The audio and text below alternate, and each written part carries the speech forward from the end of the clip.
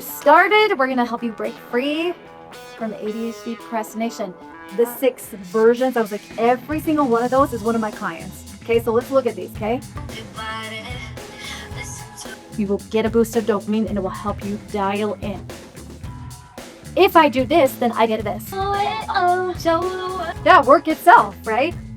With the how, it's how am I gonna set myself up for success? My kids do this too with like their exercise routine that they need to do.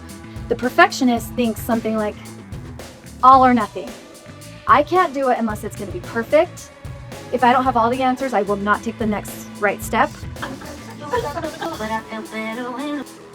like sweaty over here.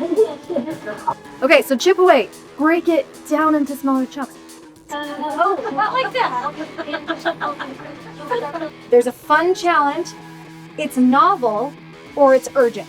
Yes, let's drop everything and go traveling.